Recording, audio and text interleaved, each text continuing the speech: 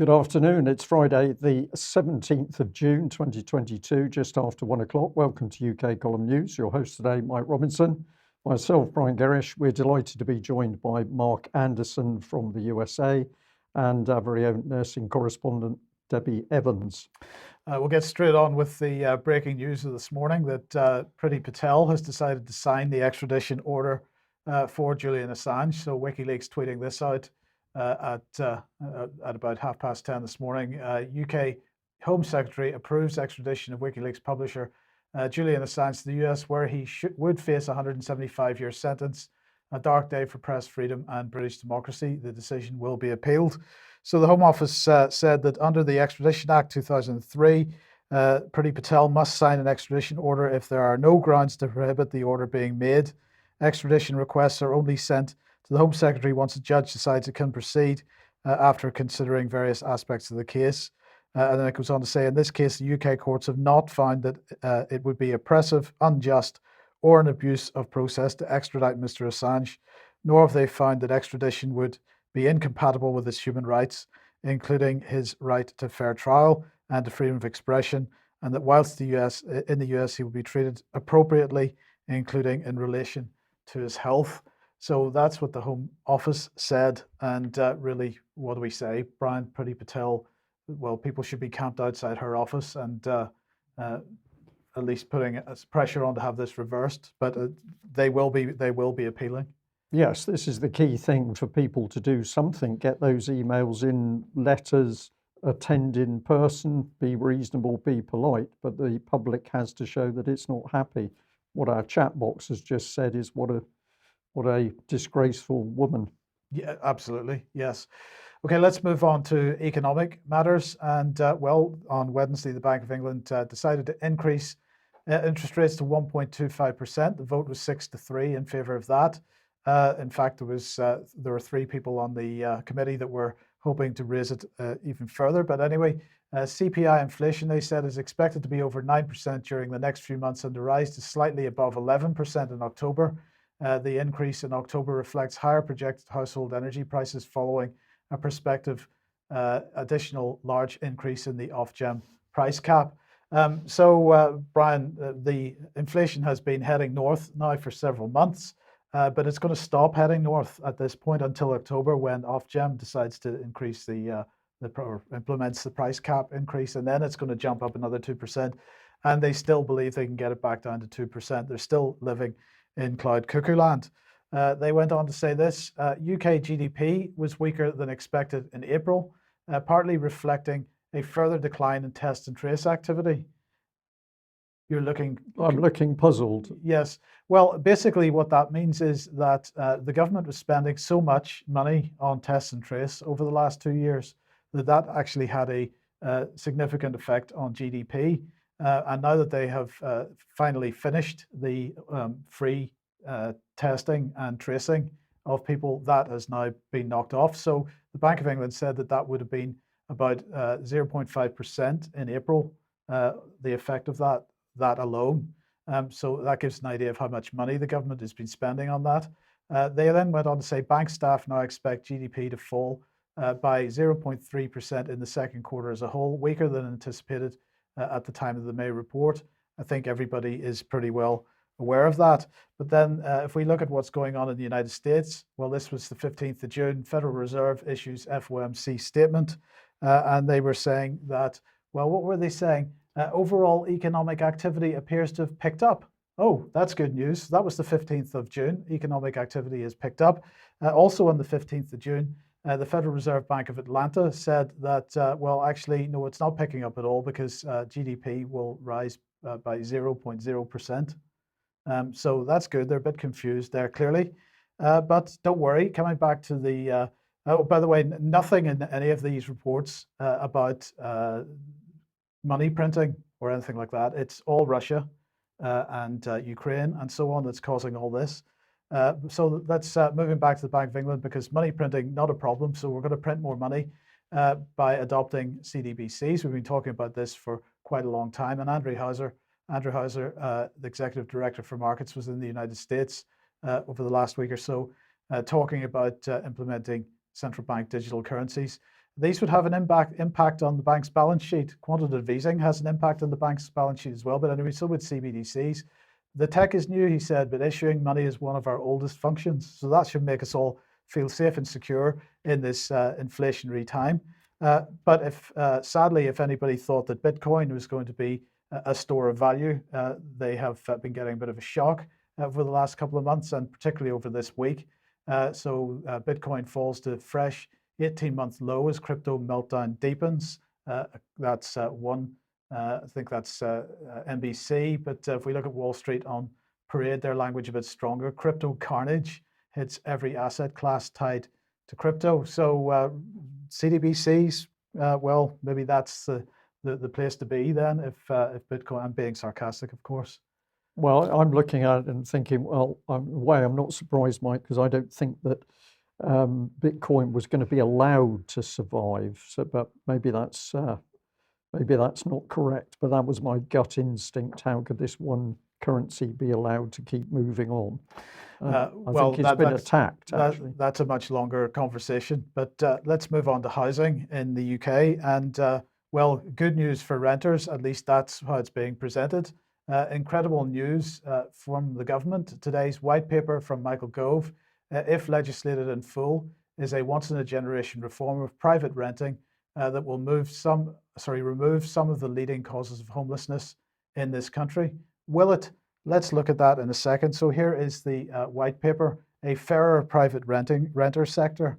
And what are they saying here? A fairer private rented sector white paper published today, that was yesterday, will ensure millions of families benefit from living in decent, well-looked after homes as part of the biggest shake-up of the private rented sector in 30 years. The white paper marks a generational shift that will redress the balance between landlords and 4.4 million private rented tenants. And so what are they saying? Homes must be free from serious health and safety hazards. Landlords must keep homes in good state of repair so renters have clean, appropriate and usable facilities. So-called no-fault Section 21 evictions that allow landlords to terminate tenancies without giving any reason will be outlawed. That it will end any use of arbitrary rent review clauses. They will make it easier for tenants to have pets in their homes. And then they're going to double the notice periods for rent increases and give tenants stronger powers to challenge them if unjustified, if they are deemed to be unjustified. And they're going to make it illegal for landlords or agents to have blanket bans on renting to families with children. So they're also going to make it illegal for fixed term tenancies. So tenancies will be open to run for in perpetuity as such. But what is the effect of this? And is this really going to help in terms of homelessness with with tenants? And the answer to that is a firm no. So let me just put this on screen. This is Property Industry Eye, and this is Phil Spencer, famous from various television programs, saying mass exodus of private landlords is a catastrophe for the country.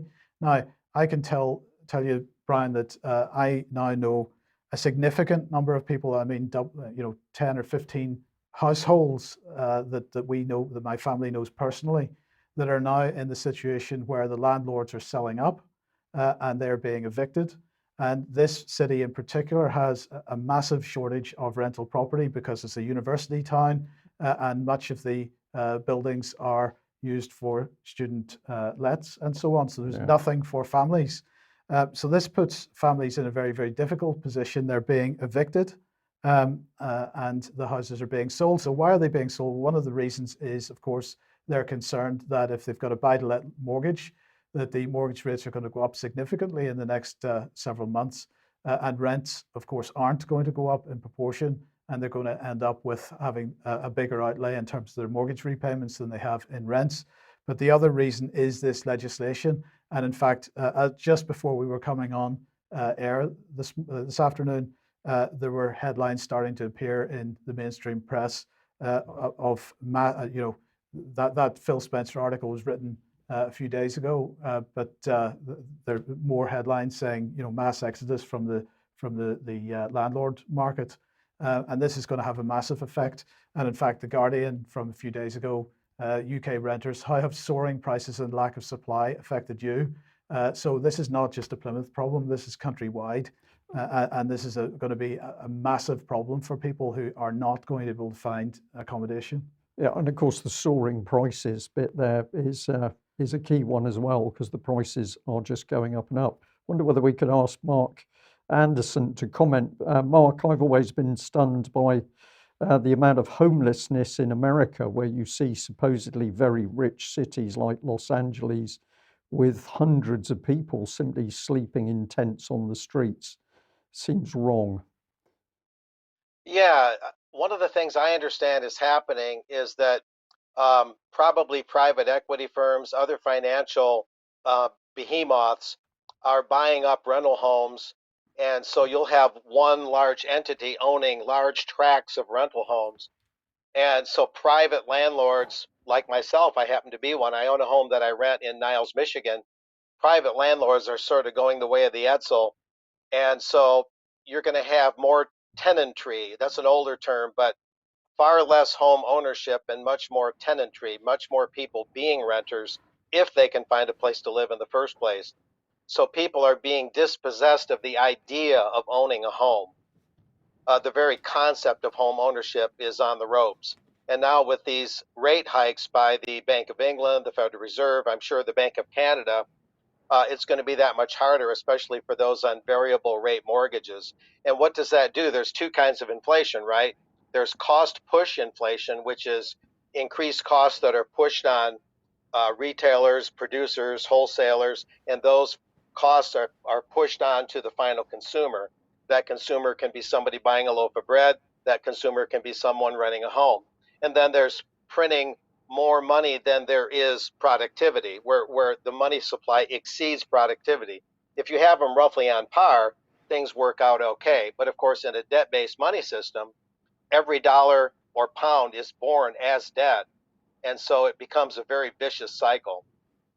So it's a real kind of cannibalizing of the populace. Yes, okay. Thank you for that, Mark.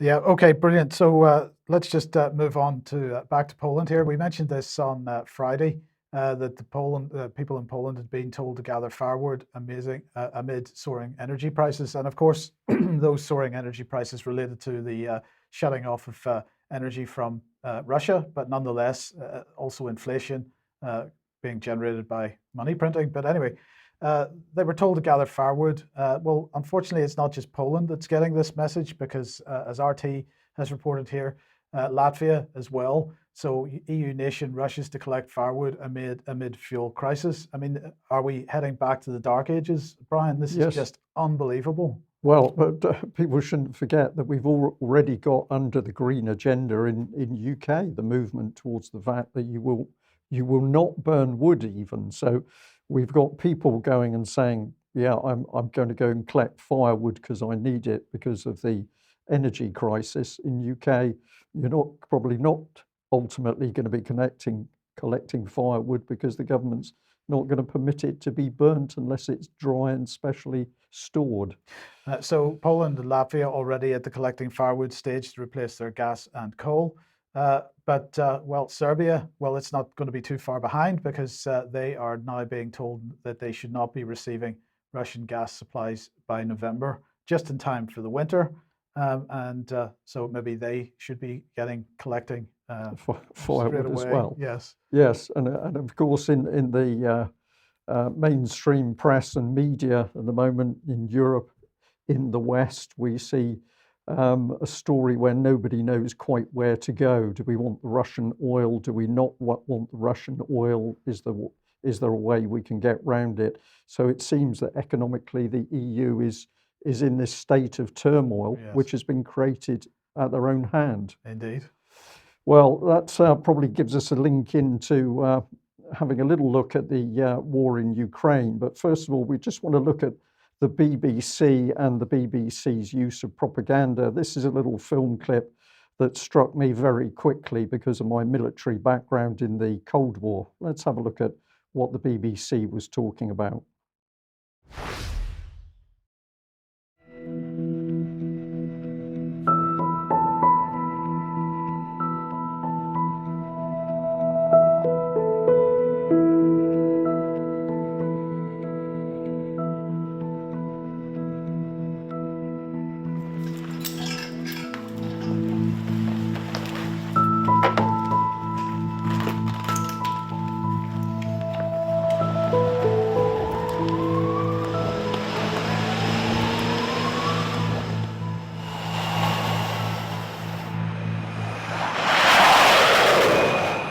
exercise suddenly became real.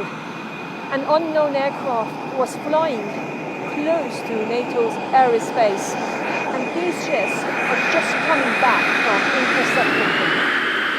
Could you identify the plane that you just intercepted? Yes, I can, but I can't tell you the type. From which country was that? It was non-military, actually non-NATO military. Russians? Don't ask.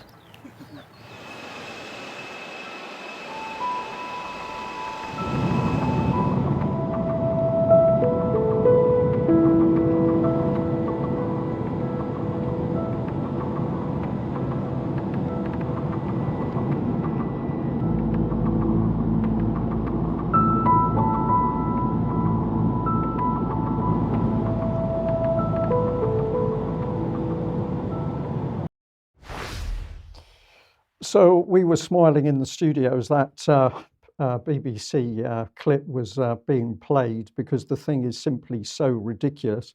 We've got the spooky music in the background. There's talk about everything being tense in the video. They're talking about it becoming, this is suddenly something that has arisen, to which I can say with great confidence, no, it hasn't. This has been going on during the Cold War and since the Cold War.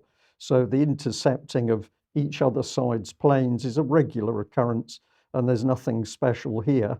What did they say? Something about proximity of these encounters is amazingly dangerous. Well, since the Russian aircraft is very large and it's a relatively slow propeller-driven plane, the proximity is controlled by the jets intercepting it, and so that danger would fall on the NATO planes that are doing the intercept. But the main point is that that clip is totally focused to get the public to believe that there is yet more to come from Russia and we should be very frightened.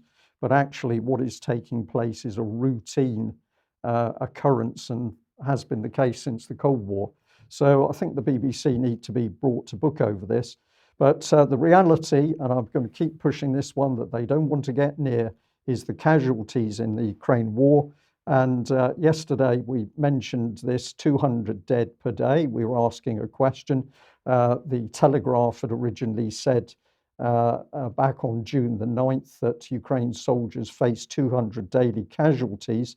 And we said, is that 200 dead per day? In which case, on normal casualty statistics, that would mean an extra 800 wounded. Well, from all the material I've been researching over the last 24 hours, we are indeed looking at 1,000 or 1,000 plus Ukrainian casualties per day, and we're certainly looking at 200 dead per day.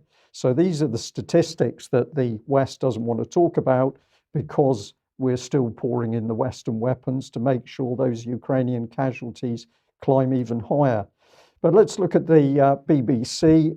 We'll just animate their front page because you look at all the colour, the summer flight cancellations, 10 tips for sleeping in hot weather. The nonsense grows and grows. Where is Ukraine? Well, if we press the button, we should be able to animate this. And you'll see that the little grayed out zone is where you go to look at Ukraine. But if we scroll through the page, what are we going to see? Happy, smiling faces of Zelensky as he meets the European representatives. And surprise, surprise, the Ukrainian war has disappeared. It simply disappeared from the BBC's reporting until we come to a very, very small paragraph right at the end, which we'll have to jump to another slide in order to show our viewers what they're talking about. So the Ukraine war largely disappeared, but what did they say? Ukraine has now lost up to half its military hardware, the country's deputy defense minister says. Denis Sharapov called for more military aid as fierce fighting in the east of Ukraine continues, with heavy losses reported on both sides. On the ground, Ukraine says Russia is concentrating its forces for an assault on the eastern city of Sloviansk. Fighting is also continuing for full control of Severodonetsk. So the reality is that the Ukrainian forces are now starting to collapse. Ukraine is losing the war. That must mean, Mike, that Russia and the Ukrainian separatists are winning the war. But as we can see, the BBC moves on. Well, indeed. And yesterday, Liz Truss was giving a statement to the House of Commons on this. And we're just going to listen to a few seconds of it and we'll talk about it afterwards. We are now approaching a critical moment. Russia is bombarding towns and cities in the east, and some outside Ukraine are questioning whether the free world can sustain its support, and claiming that some are beginning to tire of this war. Mr. Speaker, the people of Ukraine do not have that luxury. Our answer must be clear. We will never tire of defending freedom and democracy. We must also end. Okay, well, that's enough of that. But my point here is, Brian, that if we compare her manner of delivery there, it's very subdued, very quiet, a bit depressed, and compare that with how Liz Truss was behaving in the House of Commons just a couple of months ago.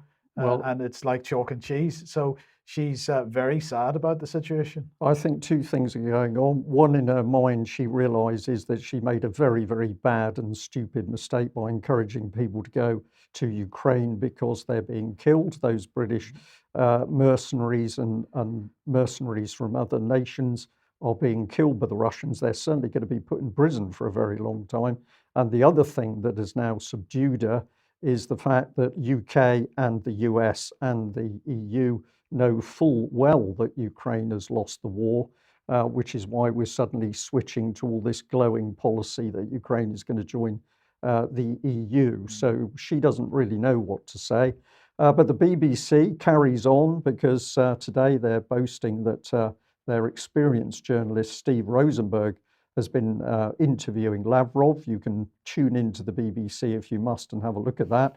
Lavrov, as always, was very pragmatic. He admitted that Russia was not perfect, which is a very reasonable thing to say. The West is not perfect. But of course, I found the interview the usual arrogance from Mr. Rosenberg. But one question that he got on to was effectively, well, how can Russia be fighting Nazis? What do you mean by this? And of course, Rosenberg himself seems to have forgotten that if you just go back in time, here we are, December 2014, here's the BBC admitting that Ukraine is underplaying the role of the far right in the country. But Rosenberg is apparently ignorant and unaware of the BBC's own reporting.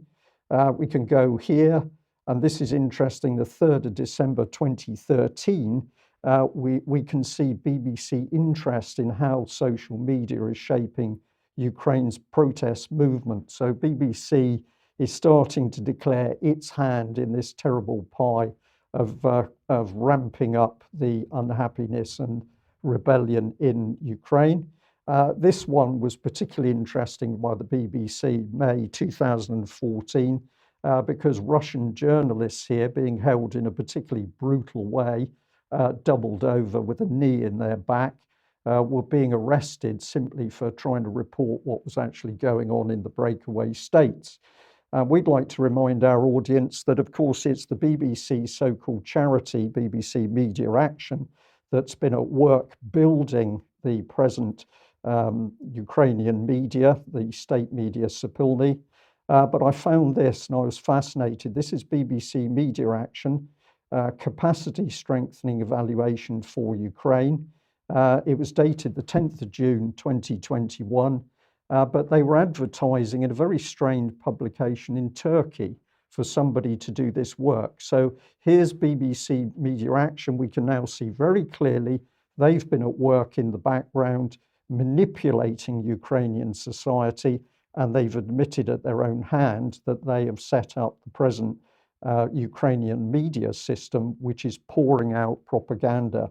So this is the job. The BBC has been supporting its partner broadcaster in Ukraine in its, quote, reform process. Well, that's not true, because effectively the BBC has taken it over, providing mentorship and support for the management to implement change, redesign. But when you get into the meat of it, you should pay attention to this sort of language. The new concept means new workflows based on news gathering input output system with a story-centric approach. Nothing about facts and the truth there, Mike. They just want to get a good story out. And down the bottom, BBC Media Action now wishes to commission a detailed independent evaluation of its mentorship, support and capacity strengthening activities in relation to this area of work. Who could believe that the BBC is capable of going in and improving a country? This is simply not credible, not in my eyes at least.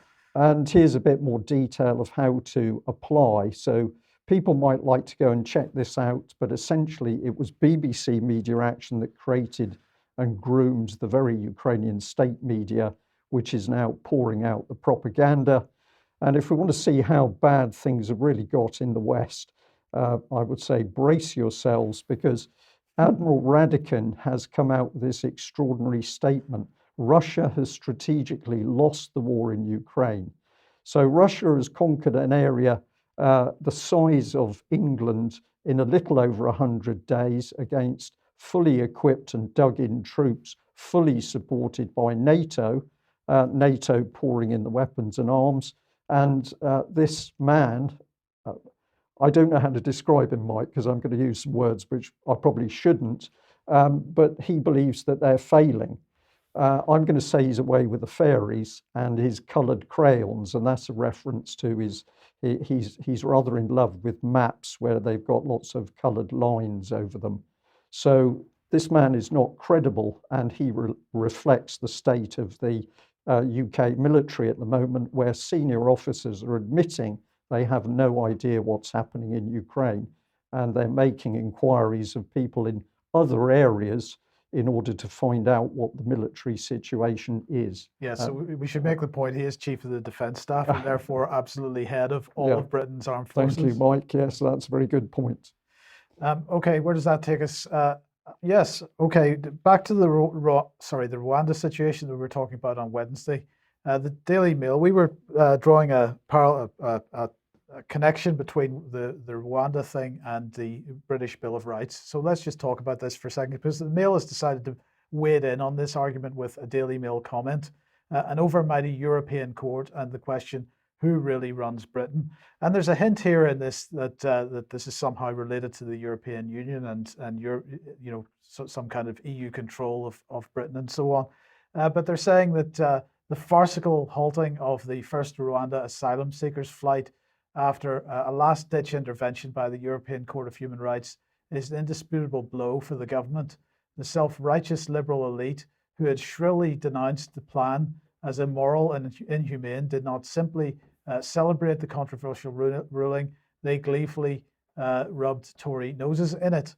And as I say, we were sort of on Wednesday drawing a connection to the Modern Bill of Rights, this legislation which is going to come very, very soon. If you remember, there was a consultation about it in March this year.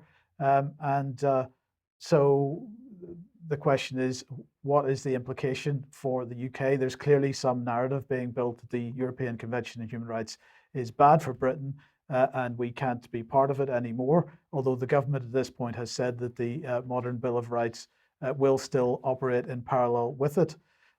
Well, let's bring this on and just remind everybody that this idea to bring a Bill of Rights in has been running since 2010, since the coalition government of David Cameron and Nick Clegg. Nick Clegg was, as Deputy Prime Minister, was put in charge of constitutional reform, and this was part and parcel of it. One of the things Cleggy said was, one of the things that has gone wrong is that people simply aren't aware of the rights which every single citizen in the United Kingdom enjoys under the legislation in force. We get a clue there as to how these people think when ordinary people are enjoying the human rights that the likes of Nick Clegg provide for us, and we should be very grateful to him, no doubt, and all politicians for that. But look, I just want to reinforce this point, because this is a law society and their comments on the new Bill of Rights. So Human Rights Act reform, a modern Bill of Rights consultation, the Law Society's response. And some of the things that they're saying here are absolutely key. First of all, they're saying that the new Bill of Rights will damage the rule of law. A significant number of proposals either reduce government accountability or shield public bodies from it. This undermines a crucial element of the rule of law, preventing people from challenging unlawful uses of power and undermining good governance. It's going to prevent access to justice, they say. Reducing government accountability undermines the ability to access justice. Several proposals would make it harder to bring human rights claims or reduce the availability of effective remedies. And the most worrying aspect of this, it's going to remove or reduce rights. It's alarming that proposals include the removal of rights on a blanket basis from certain categories of individuals. Other proposals reduce protections or lead to an overall lowering of human rights standards. So look, I'm going to call out the Daily Mail once again, because they're not considering this. They're simply pushing the government narrative. And the government narrative is that the European Court of Human Rights is an interfering body that despite the fact that it's got Brits on the court, that's neither here nor there. It's an interfering body. It interferes in the UK government's right to oppress its own people to its heart's content, and really it has to be gotten rid of. And we need a new Bill of Rights in this country so that we can have our rights removed. And if this has been my argument about the whole human rights thing from the beginning of the column anyway, Brian, that of course you're reliant on something being given to you by a politician, and what gives them the right to decide what your rights are? Well, this is the question: who is really running the country? The answer to that is in reality an unelected cabal of people. But I think that we're going to have a lot more discussions on this, because we've got a possible succession coming up. So the whole constitution of the country is going to come into turmoil, and I think this is a devious hand in the background to actually lock us into something which is even less than democracy than we've got now. That's my view on it.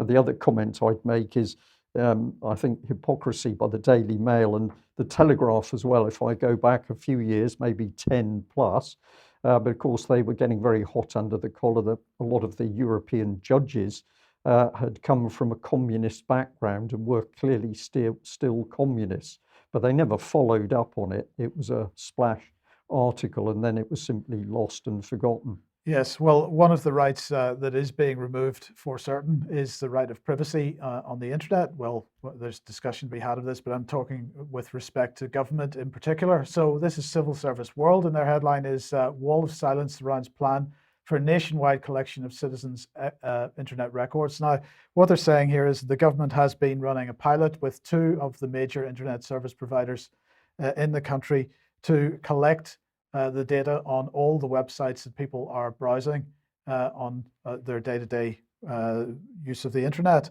But they're going to roll this out nationwide across all internet service providers. So they're saying the rollout of the nationwide platform follows trials that came to light last year.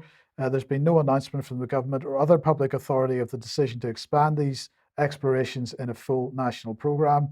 One which could allow law enforcement agencies to access information on all websites visited by any individual in the UK. The creation of a nationwide platform was rather revealed in a recently published online procurement notice, inviting bids from tech firms to provide support to the migration of IT systems, as well as the development of a tool allowing authorities to search for information and filter results. After discovering the notice, Civil Service World's sister title Public Technology contacted the Home Office and National Crime Agency, as well as the watchdog responsible for overseeing communication surveillance. It also contacted the UK's 16 broadband providers and mobile networks and the primary trade body for ISPs. And strangely enough, none of those organizations answered any of their questions. So there you go. This is happening now. And, obviously, if people want to avoid that, then best to consider using VPN on a regular basis. VPNs don't provide total privacy by any means, but they are a good step at least in restricting this access to your data. My personal choice would be Mullvad, but other VPNs do exist. But I think that should become a matter of course something that everybody uses every time they use the internet. Right, and a comment that's come in while you've been speaking, Mike, is somebody is saying this is Ministry of Truth, and I think this is absolutely right. That this is the total surveillance society if we allow it to happen. So the government is not about building back Britain better. It is about control, and it is about demolishing many of the things that this country stands for. So we've used the term a government of occupation in UK, and I think that term is becoming more and more apparent. Mark, did you have a comment? Yes, I just learned last night that the Department of Homeland Security disinformation construct that failed, and it had that quirky woman heading it, has been switched, they're saying, to the White House, and now Kamala Harris, that intellectual of the U.S., supposedly would lead another effort in Washington to weed out what they call disinformation. This is just coming out. Mark, I've heard the name Mike Chertoff also involved with that. That should make you feel good. Yeah, former DHS, and then he went into the private sector post 9/11 and was involved in creating the scanners at airports, the Rapiscan brand of scanners that, of course, x-rayed your entire body, you know. So Yes. Yep, what good goes stuff. around comes around. Well, indeed. Okay, if you like what the UK Column does and you would like to support us, then please head over to community.ukcolumn.org. There are options to help us out there, or you could pick something up from the UK Column shop. But in the meantime, do please share any material that you find on the various platforms. I think we might have a duplication here, Mike, so we might need to just jump okay. on through. Okay. Well, it can't be a bad thing to duplicate an ad for the UK column, but we won't make our audience suffer too much. Let's just remind people that where people are active and they're doing things in a polite, well-behaved manner, we're fully supportive. So Saturday, the 18th of June, 1 o'clock outside Truro Cathedral, solution-based freedom rally. So if you're in the southwest of England, the weather is good, perhaps you might like to give some support. Okay, Mark, you've published an article on the UK Column website called World Leaders All But Admit Major World Health Organization Empowerment is Imminent. Yeah, this is very interesting. Not too long ago, the Washington Compost, as some of us call it, ran an article kind of like a blitzkrieg type thing to ward off any theories, saying, oh, anybody that believes the WHO is seeking more power or wants to run things in terms of pandemics is crazy. They wear tinfoil hats. They're just another conspiracy theorist. But if you look harder, what they're doing is they're trying to kind of creep past us wearing soft slippers so we don't hear their feet on the floor, you might say. And the article I wrote quotes in no less than 5 places where they're talking about strengthening the WHO. Just to give you an example, the Director General, Tedros himself said this: the WHO is committed to stronger governance, accountability, and efficiency. And then he went on to say, referring to the World Pandemic Treaty that I'll talk about in a minute, a stronger global health architecture is needed. And then he also added, we're talking about a stronger global architecture for health emergency and response. So constant references to strengthening the global health architecture for responding to pandemics. And response, of course, includes vaccination schemes, personal protection equipment like masking, which can get very tyrannical, as we've learned. So they're speaking out both sides of their mouth in typical Orwellian fashion, and that's the essential thrust of this article. And what's most interesting, however, is that there's a group of world leaders, and what you're showing there is the press conference official record from June 1st, where most of the WHO's official pronouncements that I just referred to came from. But the British House of Commons Library, and I believe I sent you that slide too. Yeah, there it is. Just before the 75th World Health Assembly of the WHO, which ran from May 22 through May 28th, the House of Commons Library noted, quote, the WHO is negotiating a treaty on pandemic preparedness, the roots of which go back to March of 2021. The briefing document for members of parliament goes on to explain that March last year was when a group of world leaders led by Prime Minister Boris Johnson announced an initiative for a new treaty on pandemic preparedness and response. From there, the initiative was taken to the WHO and will be negotiated, drafted, and debated by a newly established intergovernmental negotiation body.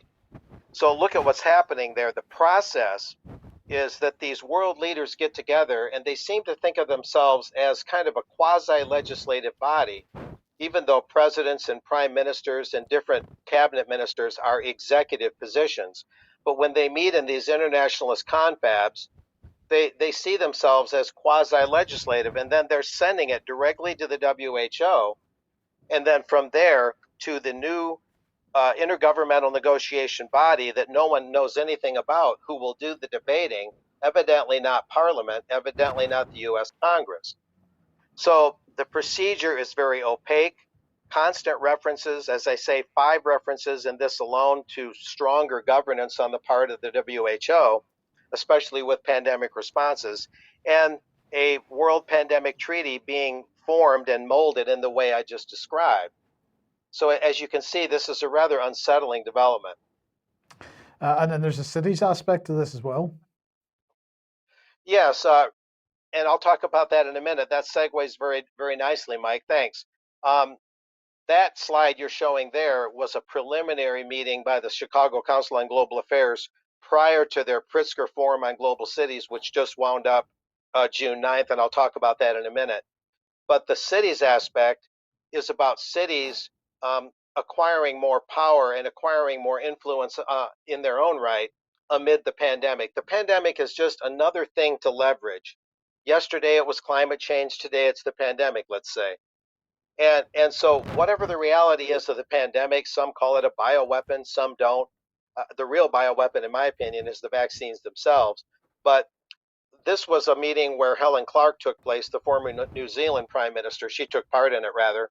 And they talked about future pandemics, and they talked about it, and I may have mentioned this prior briefly on the UK column. They talked about future pandemics like they are a virtual certainty, if not a total certainty. In other words, just get used to this. Things are in a lull right now. We're in the eye of the storm. There's going to be more. We need a world pandemic treaty. And I showed how the governance here is stacking up so far.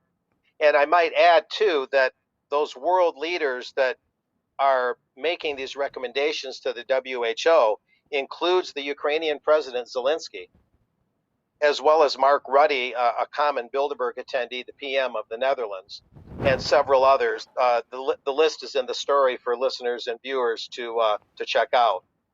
But yeah, the cities are involved. There's a lot of leveraging going on, but it all points to the WHO's major empowerment.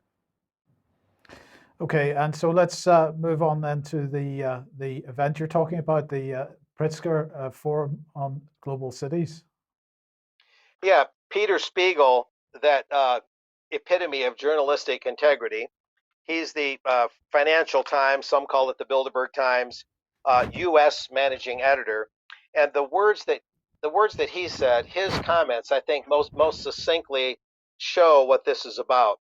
And what he said is, in essence, is since 2015, he had assumed that the work of the Forum on Global Cities was all about making cities more livable, putting public transportation and infrastructure on the global agenda, all fairly, seemingly mundane items, highlighting international policy disputes over free trade, over immigration, over multiculturalism, and et cetera, et cetera. But much of that, he said, has been pushed to the back burner due to the pandemic, which called into question the very survival of our cities, he said. And that's due to population density, physical commingling in cities. And then protests erupted, calling into question the police department and judicial policies and the systems in the U.S. over George Floyd's apparent murder, that event in Minnesota some years ago.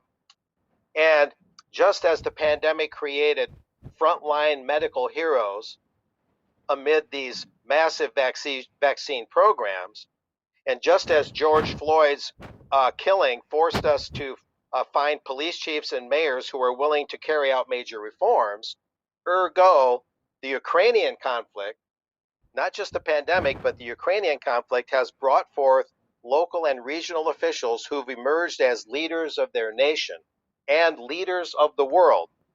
He's talking about mayors being leaders of their nations and leaders of the world.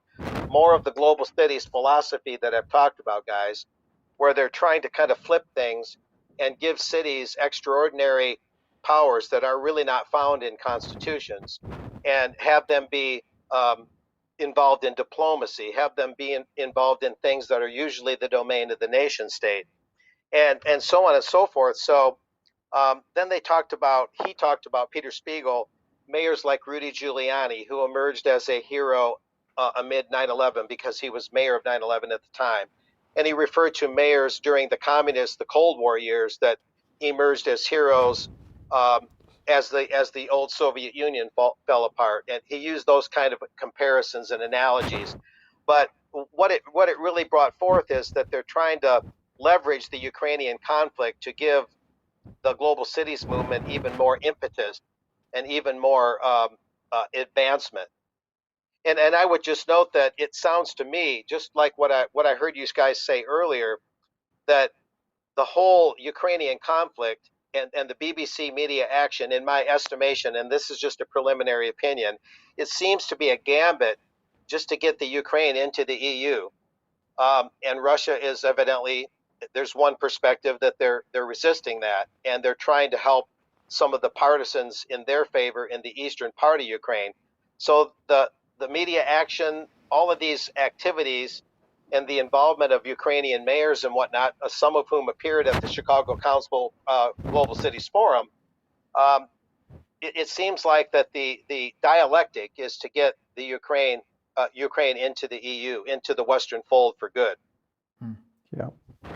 Mark, thank you very much for that. I picked up on a lot of the things you said when you were talking about global health architecture. Into my head came global health security, because that's another phrase that's being used a lot. And that really takes us on to the fact that, yes, we should be deeply concerned that there seems to be this power grab of the World Health Organization. And if you're going to grab power, you're going to need to control minds and media. And you've given us a really nice link through to bringing Debbie Evans on. But before we do, let's just remind our audience that yesterday we put out this ad because Debbie was telling us that she'd been doing some exclusive research and had discovered something which she found really incredible. So we're going to share that with our audience today. Debbie, let's just bring you on. Thank you very much for joining us. And we'll get digging into your discovery. Good afternoon. Yes, and I mean, this is a huge subject, so we're not going to be able to cover it all by any stretch today on the news. But I thought it was just something that people need to look at and question, because we are questioning everything. And why should we worry about what I've seen? And I think you're going to show everybody now, Brian, what we've been a little bit concerned about. Indeed. With the United Nations, no less. Yes, the United Nations. And what's the subject? Well, let's bring it up on screen. It's psychic numbing. When I first heard this expression, it didn't fill me with a happy feeling. There was something particularly unpleasant about it, I thought at least. We've put in the little headline there, should we worry about it? Well, we don't like people worrying. We like people taking action, but if you're going to take action, you need to know what you're up against. Now, we've got 3 video clips here of a lady in the UN speaking. She speaks quite slowly, but really the subject is quite incredible. So we're going to say to our audience, our viewers and our listeners, please stay with these video clips as we take you through them. So let's have a listen to the first clip where a lady called Melissa Fleming from the UN is talking about matters to do with behavior. The first question is to Melissa. So we just heard from Professor Banerjee and Volker about possible ways behavioral science can help advance the work of the UN. And I know that you've been very active many things, but in particular in combating misinformation, disinformation. Could you share with us some of the practical applications of behavioral science that the Department of Global Communication has already piloted and an impact that it may have had? So over to you, Melissa. Thank you, Ayaka. This is a subject, if I didn't embrace behavioral science in our communication strategy, then we would really be amiss. Because our entire global communication strategy is way beyond just communicating facts, because behavioral science tells us that people, when they're confronted with facts, with data, with the statistics of human suffering, how do they react? They feel numb. So it's a condition called psychic numbing that leads to actually inaction. So what do we want as the United Nations when we communicate the facts about our dangerously changing climate, about the wars that are driving millions of people from their homes and causing terrible suffering? We want them to do something, right? We want them to feel. So our entire communication strategy is designed around what I call the 3 W's of cause communications, and behavioral science is the kind of backbone. The first is the what. The UN owns the data. The UN owns the science. We need to be able to communicate that. That's absolutely key. But the second W is why care. And that why care is where the behavioral science comes in, and that is informed by the understanding that people will not feel unless you speak to them in a way that will move them. And this you cannot do just by making a decision at UN headquarters in New York and saying the entire world is going to feel something if I communicate this story this way. So it really needs to be, there has to be a lot more. That's why our communication strategy is very audience focused. We need not just for a target audience to receive the information, but also to understand it, to believe it, to feel it, and to ultimately act upon it. So the third W is what now, and that is the what now part. So that's the introduction, and what we can get very clearly is that the UN owns the data. It owns it. The world is the target audience, and the UN is going to change the way people think, and they're going to change the way they behave. Debbie, you've got 3 slides here to be able to tell the audience a little bit about psychic numbing. I can guess that many. If I just finish this, I can guess that many people may think they know where this series of clips is going to go, but I think they're in for a surprise when we get to the real hit. But first of all, just tell us quickly what psychic numbing is. Well, this lady, Melissa Fleming, is the United Nations Undersecretary for Global Communications, but she's not a behavioral scientist. She's not a doctor. She's a journalist. And she used to be head of media for the International Atomic Energy Agency. So this is somebody that isn't a behavioral scientist. And what she's saying is we must protect the public from getting upset, from seeing all of this going on around. And so what she's trying to say is psychic numbing is being used to help us. However, I have to question intentionality. And what she goes on to say will actually drive the debate further, because if she's not a behavioral scientist and she's being told things to say, then we have to question whether she understands the intention of the methods that they seem to be using, like psychic numbing. Because when you speak to psychologists, they go, well, yes, that would be actually a good thing to do to actually protect the general public against getting very distressed over a mass situation or a mass panic.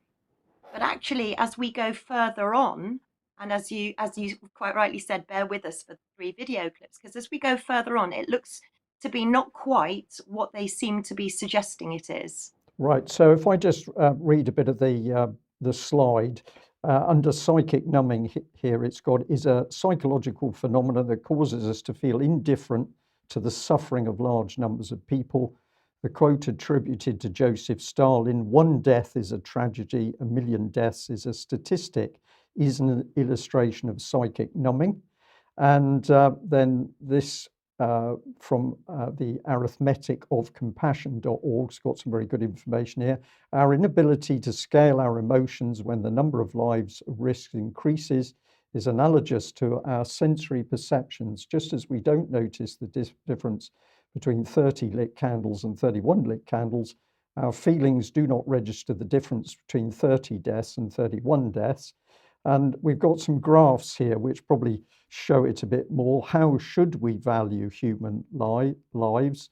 Large losses valued more, but how does it actually take place? Well, actually, as the numbers increase, so people actually don't appear to notice it as much. I've got some more comments on that in a minute.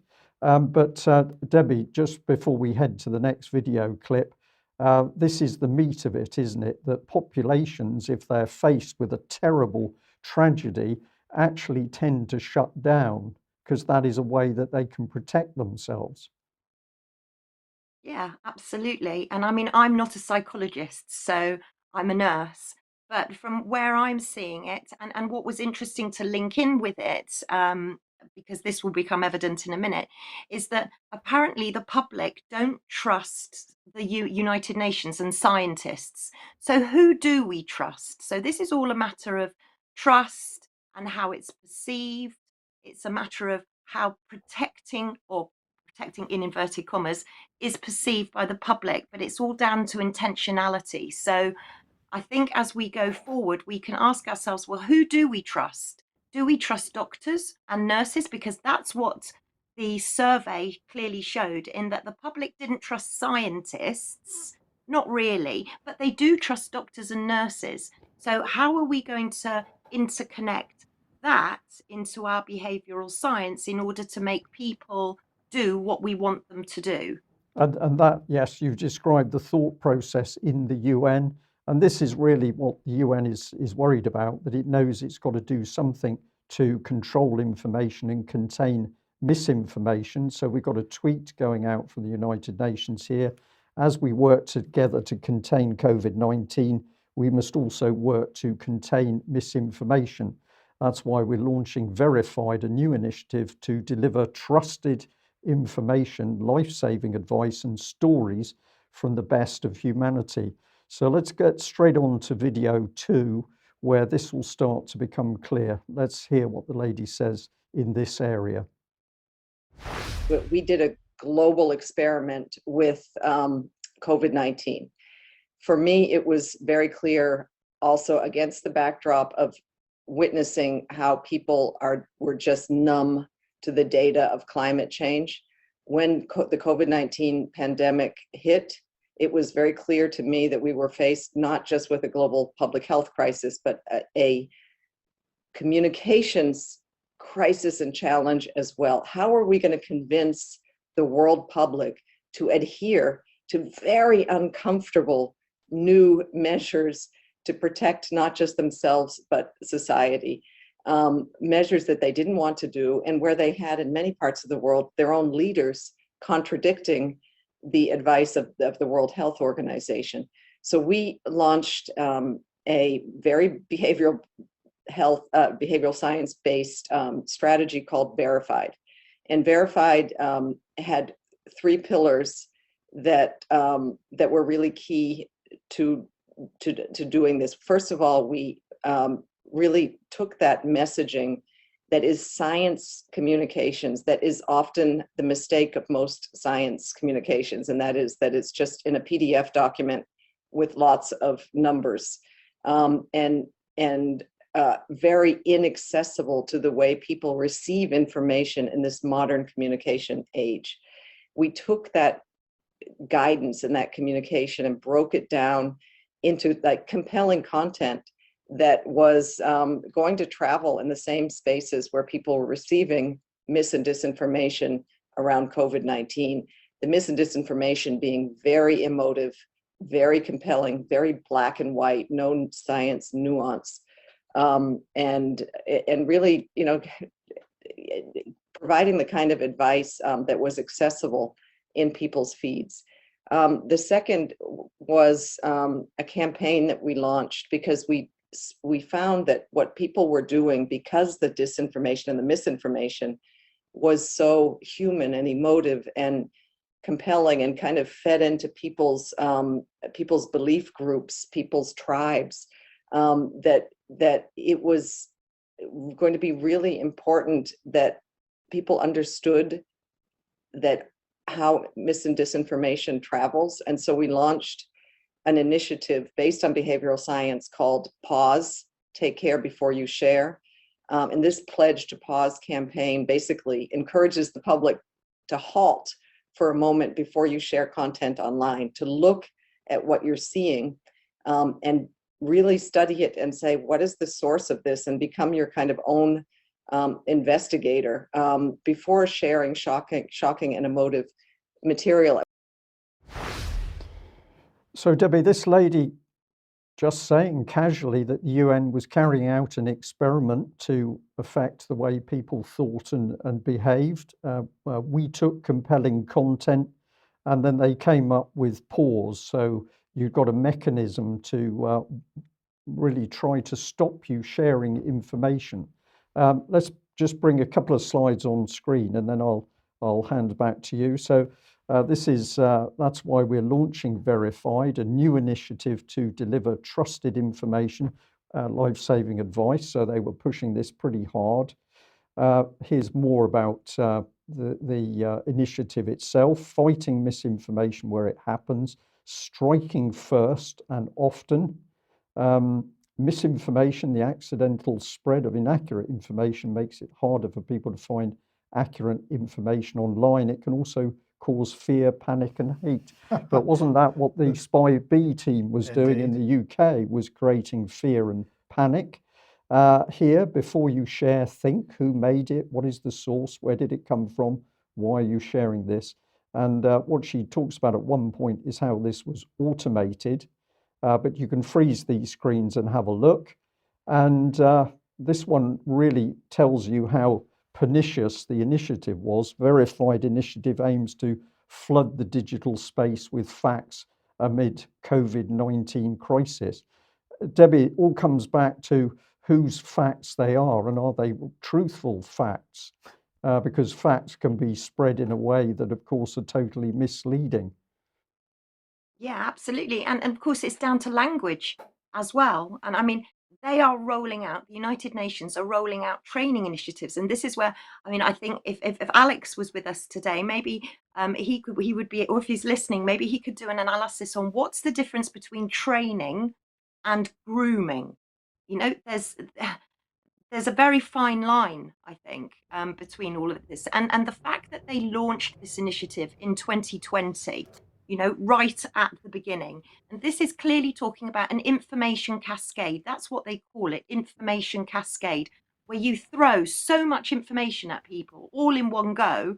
They get anxious, they get frightened, they get confused, they start to worry, they can't sleep, their mental health is impacted. So this flooding of information and information cascade is absolutely crucial to this whole program. And who are we flooding with information? We're flooding the public, our doctors, our medical profession, our police. Everyone is being flooded with tons of information. So I think this plays into it very nicely. Debbie, thank you for that. Right, let's get to the third clip. And this is where she starts to talk about things which I found truly amazing. They made sense, but now you get the picture. So let's listen to this last clip. And we partnered with MIT and who did a study and found that our pause content significantly reduced people's propensity to share fake headlines and was effective at introducing a behavioral nudge that reduces the sharing of information. Interestingly, Twitter, and I don't know if they were motivated by our pause campaign, but they very importantly introduced a similar mechanism So many of you perhaps are on Twitter, and you've noticed that if you've tried to share an article that you haven't read, you'll get a little pop-up button that says, are you sure you want to share that before reading it? This goes a long way to stop the spread of the mis and disinformation that was leading people to behaviors that were extending the pandemics and killing people, quite frankly. And finally, and this is a really important learning, and also something that we're going to be expanding and continuing. We did a mass experiment with what we call trusted messengers. We knew that sometimes the UN is not necessarily the institution that people trust. And when you want people to change their behavior, it's very clear, and it's studied everywhere, who are they going to look up to? Not some big institution that they're not really so sure of, but people in their community who they trust. And so we elevated a group of around the world scientists who were working in vaccine labs and who were were quite charismatic but had very few followers, and we trained them on TikTok. And we got TikTok actually to help us to verify their accounts. And they started taking people inside their labs, explaining how vaccines worked, answering people's questions, and they went viral. They started getting asked onto national TV and became this kind of source of somebody in their neighborhood speaking their language, but with scientific authority for information. We've expanded it to 100 healthcare workers around the world, have created thousands of videos and reached, I don't know how many people. So I could go on with all of but these are the three kind of areas, and we've had enormous success with Verified. We believe we've moved the needle. We believe that we've possibly even saved lives. We've certainly changed minds, and we've made science more accessible. We think we can do this in other fields, like climate change. And so I'm really excited about it. And thank you very much, Ayaka. That's all from me. So Debbie, for me, that was the real killer, that they took scientists and other professional people around the world, they groomed them to appear on TikTok in order to create a social wave to get their message that people should trust these elevated people rather than bona fide scientists that we have interviewed and shown, such as the Doctors for COVID Ethics, many professionals worldwide. They took individuals, groomed them in order that they would have a meteoric rise on social media. This is wicked. Yeah, completely. And she said people don't trust the United Nations. No, we don't trust the United Nations. But then I have to question TikTok. Remember all those TikTok videos of the nurses dancing and all your doctors and all the NHS staff clapping outside hospitals? And this was all TikToked. And then you've got to look at the origins of TikTok, and you see China. But also, these trusted messengers, she said they're elevating people with charismatic personalities who are going, wow, all of a sudden, we're in the limelight. But who else were the trusted messengers? And then again, if we go back and we look at who do the public trust, the public generally trust doctors and nurses. So then if we look at the information cascade for our GPs, for example, our GPs were getting different information every single day. But you know what? It just carried on and carried on. And before they knew what, they were being almost groomed themselves. Did they realize, or have they been groomed? This is where we need a psychologist to sort of pick this apart. But my worry is that these trusted messengers, maybe Melissa is a trusted messenger. Maybe she's being fed information to make other professionals trust her in her role. Who do we trust? Well, the Debbie, doctors, our GPs seem to have lost the ability to critically think. So we have to ask themselves, have they been overwhelmed by information? And now they've been groomed into this position of becoming a trusted messenger, because we all trust our doctors, don't we? Yeah, Debbie, thank you for that. Well, we're delighted to say that we've got some qualified experts in psychology who are now talking to us about this. So I think we're going to have a bigger dialogue in the coming days. But we're tight for time now, Debbie, so we're going to have to end. But I'm going to say thank you very much for sharing that research with us. I know there's a lot more to come. You've talked about doctors as a trusted messenger. Let's pop a different profession up on screen, because, of course, particularly in America, a veteran or a serving military person would be seen in a very good light by a lot of people. So we're not saying that Sergeant Joseph Quarterman is in any way bad. He's holding a leaflet up here, because I care, and probably he does. But what we're saying is it right? Is it ethical for the UN to be skewing people's behaviour by the use of applied psychology? Surely that's known as propaganda. It's propaganda, Mike, but it's drilling, applied, isn't it? It's drilling into people's minds. So an admission that the UN manipulated people by elevating these professionals, first of all through TikTok and then on world media. It's pretty disgraceful stuff. Mark. Yeah, first of all, it's really unethical also for a journalist, a so-called journalist, to even act this way or get involved this way. What has journalism even become, right? They're basically handmaidens of the state. But the brief thing I'll mention, I know we're a little tight for time, is then when they switched this disinformation body in the US from the Department of Homeland Security over to the White House, as I mentioned earlier today, they specifically said that the US federal government is going to really come down on the social media companies and their feeds. This woman that Debbie talked about the feeds, that the tribes of people, clans of people are hearing what they want to hear. And it's compelling and it's emotive. It's sometimes shocking, but at least it's motivating. And the powers that be just can't seem to motivate people with climate change scare stories or pandemic scare stories. But critics like ourselves are motivating people. So you see, they are losing the narrative, and that's good news. But the thing to keep in mind is what they're doing in Washington. They're going after those feeds themselves, coming down, trying to regulate the social media companies.